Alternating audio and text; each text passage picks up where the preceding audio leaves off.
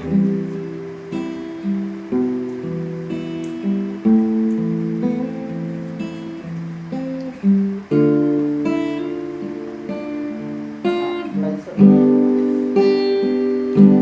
นโลกสิแตกก่อนที่ปลาแดงกลายเป็นเหล้าขาวก่อนที่ไส้เนื้อกลายเป็นแมงเงาก่อนที่แมงเมากลายเป็นต้นไม้อยากช้างสักนิดก่อนอายสิ้นลมหายใจเหตุผลที่ทิมได้ไปอายทิดมองใดตอบใจอายแน่อายเป็นคนแท้ตั้งแต่มีเขาเข้ามาน้ำนองออกสองแจตา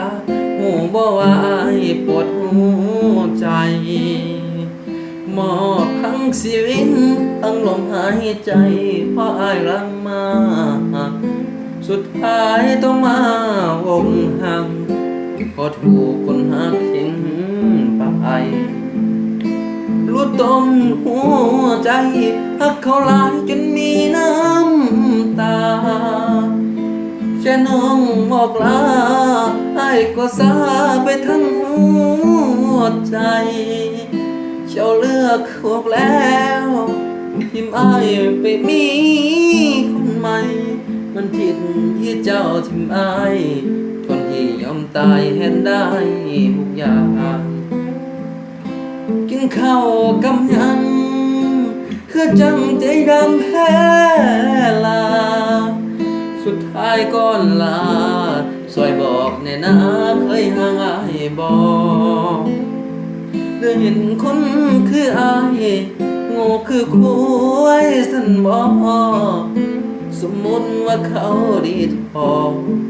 อายก็ขอให้โชคดีเด้อ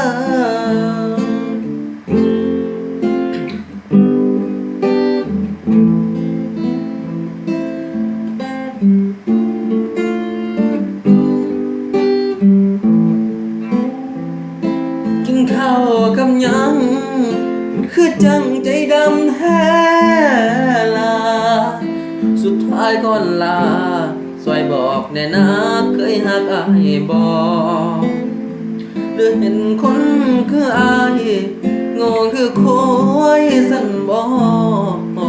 สมมุติว่าเขาดีพออายก็ขอให้โช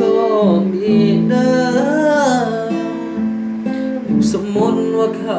ดีพออายก็ขอให้โชคดีเด้อ